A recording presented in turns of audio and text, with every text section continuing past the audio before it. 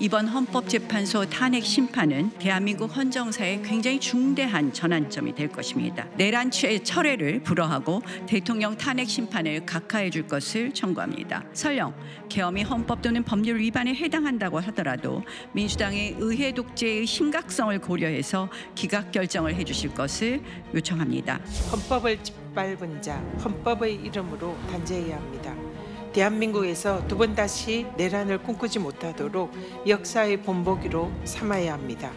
헌법재판소는 국민의 평온과 국정의 안정을 위해서 이번 주 내로 신속히 피청구인 윤석열을 파면시켜 주시기를 엄숙히 요청드립니다. 불과 며칠 전까지만 해도 윤석열 대통령에 대한 탄핵 심판 선고일 모레인 14일이 유력해 보인다라는 언론들의 관측이 쏟아졌습니다. 하지만 또 기류가 바뀌었습니다. 다시 다음 주 정도로 미뤄질 가능성이 높아졌다라는 보도가 나오기 시작했습니다. 자, 내일 감사원장과 검사 3명에 대한 헌재의 탄핵 심판 선고가 예정돼 있습니다. 기존에는 원래 예정에 없던 탄핵 선고입니다.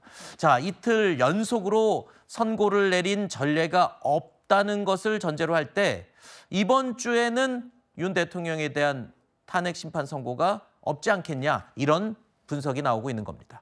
자, 헌법재판소의 숙고 시간이 노무현 전 대통령, 박근혜 전 대통령 때보다 더 길어지고 있습니다. 어쩌면 최장기간 숙고를 할 것으로 예상이 되는데, 자, 지금 아까 제가 잠깐 언급했던 이 일정, 원래는 17일 전까지 아무 일정이 없었어요, 헌재에. 그 이유가 윤 대통령에 대한 탄핵 심판을 최우선적으로 한다라는 게 헌재의 입장이었는데 뭐가 많이 바뀌었습니다. 자꾸 땡겨서 다른 사건들을 먼저 선고를 하네요. 그렇죠. 왜냐하면 헌법재판소에서 공식적으로 대통령에 대한 사건은 최우선적으로 처리하겠다라고 이야기를 했지만 실질적으로 가장 먼저 결정이 나온 것은 마은혁 후보자에 대해서 임명을 하느냐 안 하느냐, 이 부분에 대해서 첫 번째로 결정이 나왔던 것 아니겠습니까?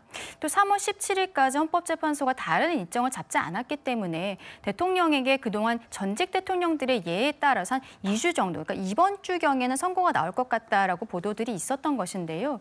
근데 아까 앵커께서 내일 나오는 결정이 예정에 없던 결정이다라고 말씀하셨지만 그것은 아닙니다. 왜냐하면은 감사원장 같은 경우는 2월 12일, 그리고 검사 3인에 대해서는 2월 24일에 이미 결심이 되어 있었고 선고기일만 잡지 않은 상황이었어요. 대통령은 2월 25일입니다. 그것보다 조금 더 뒤였던 것이죠.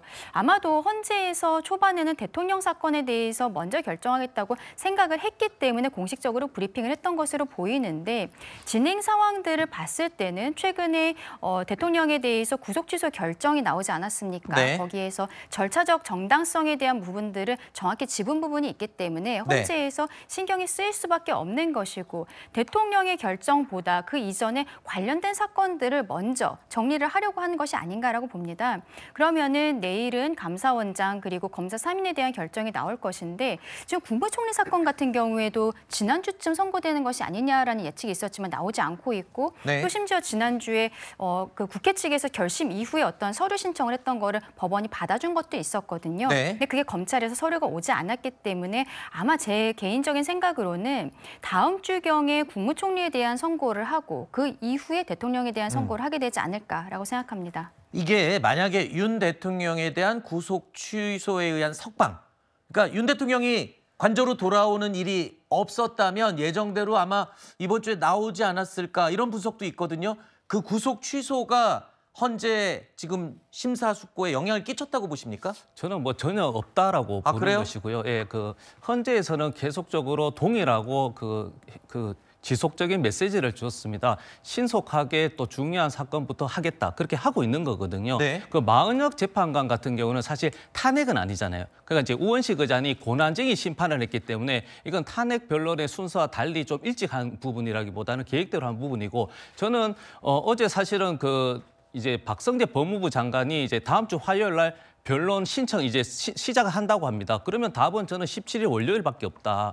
그러면은 저는 월요일 계획대로 저는 그 파면이든 뭐 기각이든 결정은 계획대로 하는 것이고 늦고 빠르고는 사실 약간 주관적인 느낌이 있기 때문에 저는 헌법재판소는 본인의 일정대로 그리고 본인들이 메시지를 낸 거, 즉 윤석열 대통령 피청구인의 것이 가장 대한민국에서 리스크가 있기 때문에 가장 신속하게 먼저 하겠다는 그 약속을 지키는 과정이라고 생각하고 있습니다. 네. 윤석열 대통령의 탄핵 심판 선고보다 감사원장과 검사 3인에 대한 선고가 먼저 나오게 되면서 한덕수 총리의 선고에 관심이 쏠립니다. 왜냐하면 앞서 감사원장과 검사들은 윤 대통령의 탄핵 사유와 직접적으로 연관은 없죠. 하지만 한 총리의 탄핵 심판은 상당히 연관성이 있기 때문입니다. 벌써 수십 차례에 걸쳐서 한덕수 총리에 대한 탄핵 심판을 선고하라고 촉구를 했습니다마는 아직까지도 헌재에서는 선고를 하겠다는 발표가 없습니다.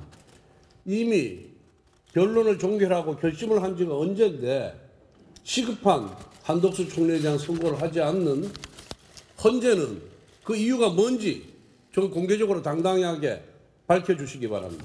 한덕수 총리 것이 나와서 지금 이제 국정을 좀 우선 안정을 시켜놓고 대통령의 탄핵 심판 이것은 좀 신중에 신중을 기해야 되는 거거든요. 하루빨리 고난 대행에 이 판결은 내려주는 것이 맞다.